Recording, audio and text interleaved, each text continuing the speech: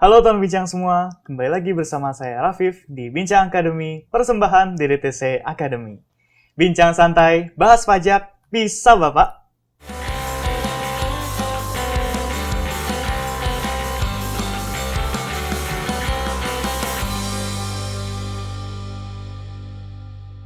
Teman bincang, dalam dunia perpajakan banyak sekali nih pihak-pihak yang berkecimpung di dalamnya.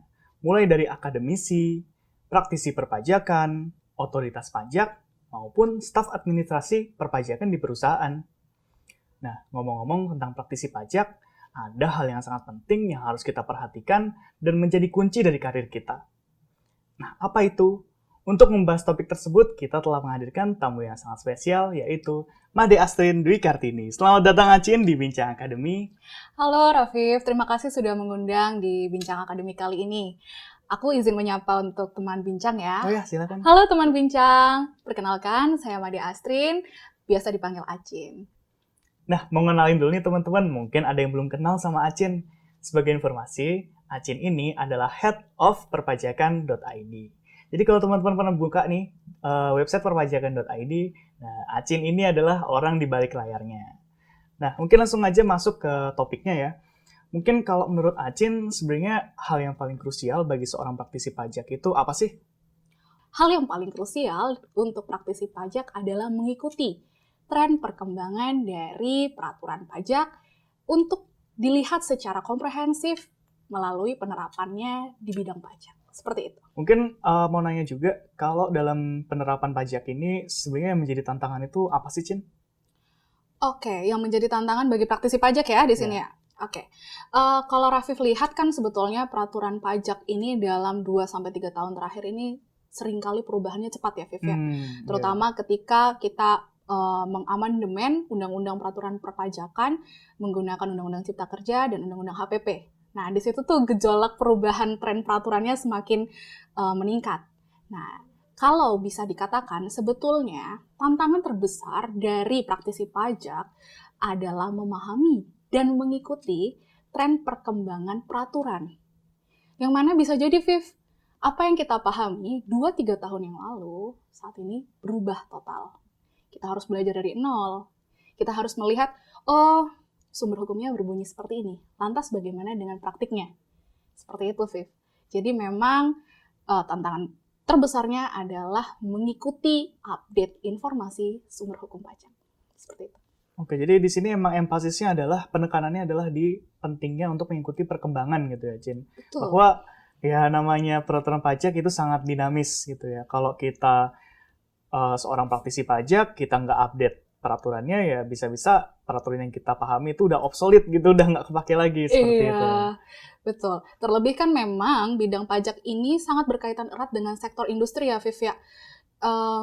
Kalau bisa dikatakan berkaitan erat sekali dengan sektor industri gitu. Jadi ketika hukum pajak ini berubah, maka praktisi pajak harus melihatnya dengan kacamata yang luas. Oh, ini ada kaitannya nggak ya dengan penerapan pajak atas industri tertentu, seperti itu. Nah, mungkin bisa dijelasin lagi nih, maksudnya apa sih korelasi antara pajak dengan industri tadi itu seperti apa sih, Cin? Oke, sebetulnya kan kalau kita lihat secara garis besar, pengenaan pajak ini kan dikenakan atas individu atau badan yang telah memenuhi ketentuan subjektif dan objektif ya, Viv ya. Nah, tidak terkecuali untuk wajib pajak badan. Nah, kalau kita berbicara wajib pajak badan, ini dapat berbentuk firma, kemudian perusahaan, koperasi, dan lain sebagainya. Oleh karena cakupan pajak ini hampir menyeluruh ke seluruh lapisan masyarakat serta lapisan industri, yang perlu kita pahami sebetulnya terdapat beberapa ketentuan pajak yang bersifat khusus untuk beberapa sektor tertentu. Misalnya nih, sektor industri pertambangan, kemudian ada sektor industri farmasi. Nah, ini kan sifatnya khusus ya, Viv ya. Nah, oleh karena itu, praktisi pajak perlu memahami ketentuan pajak itu bagaimana sih untuk sektor-sektor tertentu. Seperti itu, Viv. Oke, ini jadi sangat penting ya bagi seorang praktisi pajak untuk mempelajari aspek perpajakan dari suatu industri, dan juga kalau misalnya berkembang, seperti apa sih pengaruhnya terhadap suatu industri khusus itu, gitu ya. Betul sekali, Rafif.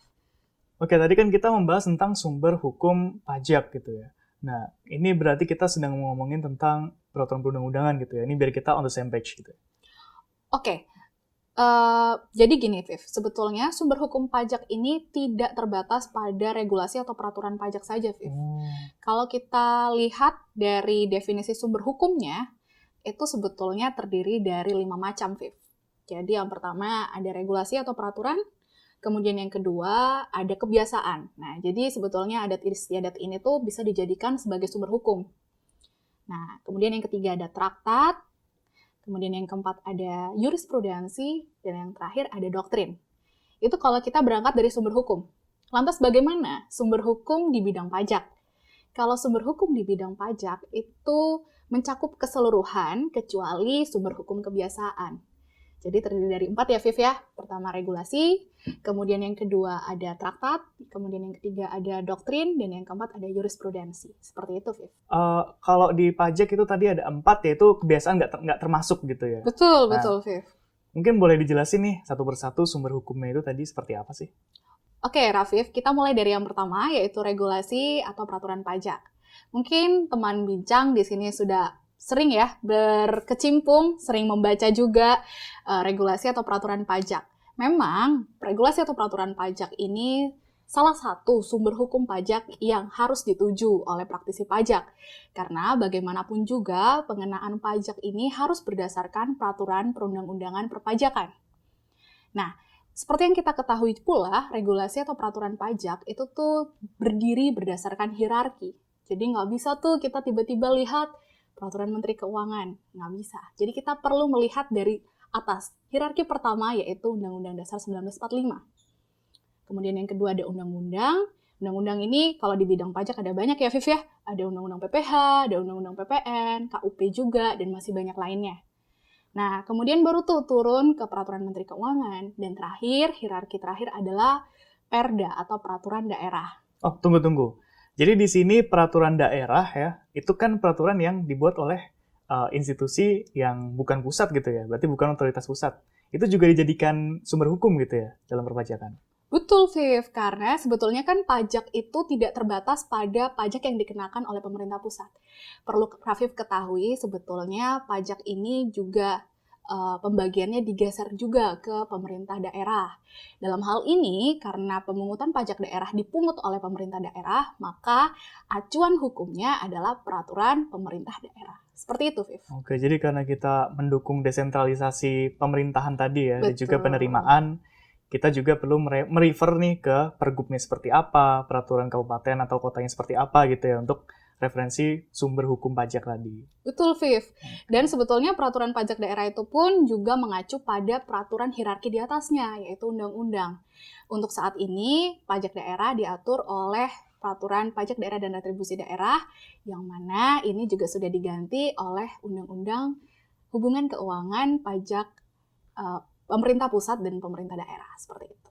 Ini lagi-lagi salah satu bukti bahwa ya namanya peraturan pajak itu sangat dinamis gitu ya, termasuk untuk peraturan pajak daerah seperti itu. Betul, Viv. Jadi jangan salah nih, buat teman bincang yang praktisi pajak, kita memang harus terus update ya mengenai regulasi pajak, karena hampir setiap hari peraturan pajak itu update loh. Tadi kan kita sudah selesai membahas tentang regulasi ya, perundang-undangan.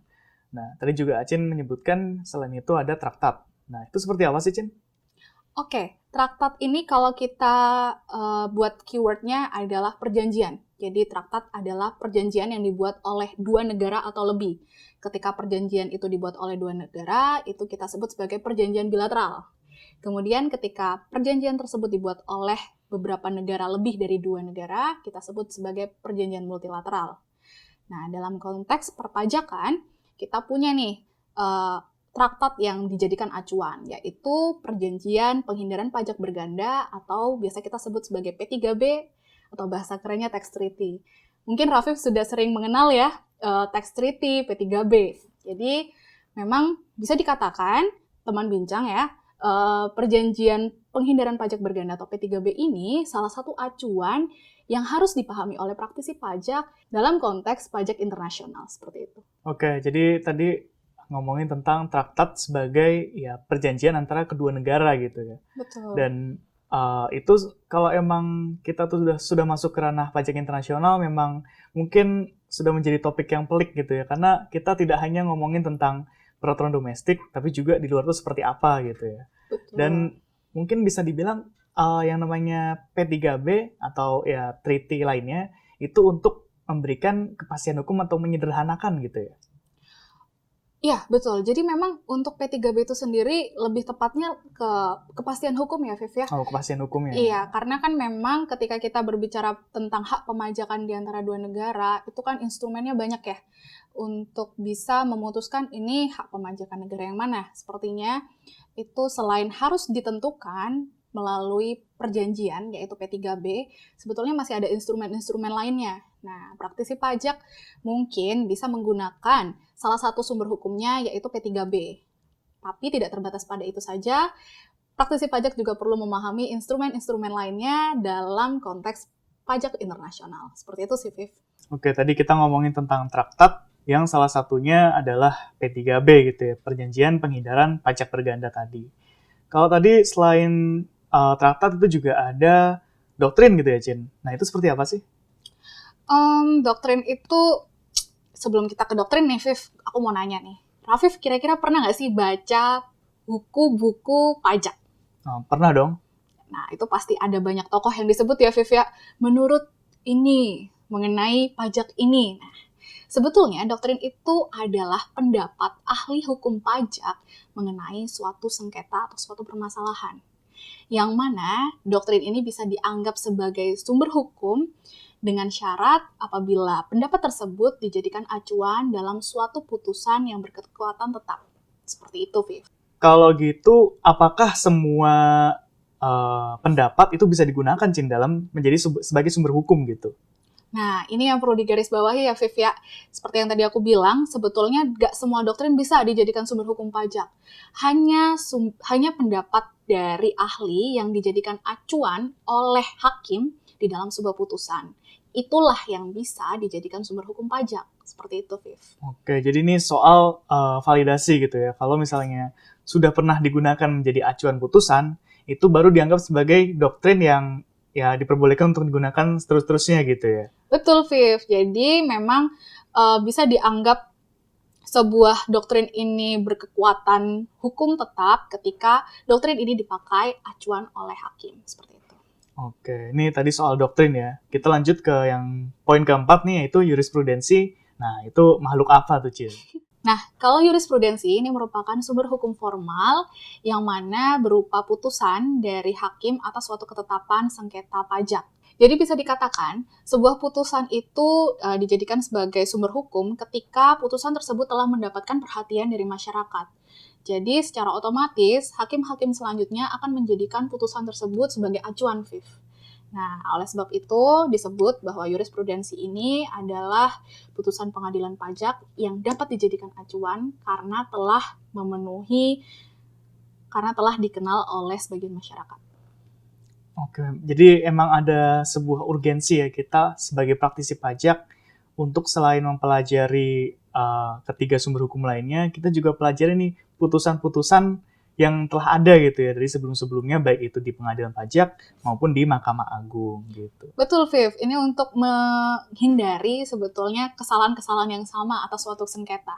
Jadi kan kalau itu sudah pernah disengketakan dan ternyata ini pernah dimenangkan atau ini pernah diputus seperti A atau seperti B. Nah, hal ini juga kemudian menjadi acuan kan untuk praktisi pajak yang lainnya. Oh, berarti atas sengketa yang tersebut bisa nih dengan argumen ini kira-kira bisalah untuk mendapatkan hasil yang sama seperti putusan sebelumnya. Seperti itu sih, Viv. Oke, jadi tadi kita sudah mempelajari bahwa ada sumber hukum 4 tadi ya, Cin, yang harus kita pelajari, kita update terus, kita gunakan dalam kehidupan kita sehari-hari sebagai seorang praktisi pajak. Mungkin sebagai penutup, mungkin karena kita sudah berada di penghujung video, bisa ada closing statement nih dari Acin. Oke teman bincang, jadi memang sebagai praktisi pajak kita perlu terus mengupdate wawasan pajak kita melalui sumber hukum pajak. Tidak hanya dari regulasi peraturan pajak saja, tapi kita juga perlu meluaskan wawasan kita dengan P3B, kemudian putusan pengadilan pajak, dan beberapa pendapat ahli di bidang pajak. Seperti itu. Oke, terima kasih banyak Acin atas sharing-sharingnya, atas insight-nya yang sangat luar biasa nih. Dan juga teman bincang, kami juga mengingatkan bahwa di DTC punya perpajakan.id, yaitu sebuah platform yang menyediakan dokumentasi perpajakan yang sangat komprehensif. Nah, di sini teman-teman bisa mengakses nih sumber hukum yang sangat terupdate, gitu ya. Kita update terus kalau setiap ada aturan baru. Dan juga selain sumber hukum peraturan, kita juga punya koleksi putusan pengadilan. Nah, jadi jangan lupa untuk akses dan juga subscribe perpajakan.id sekarang juga. Sekali lagi terima kasih Acin atas kesempatannya hari ini.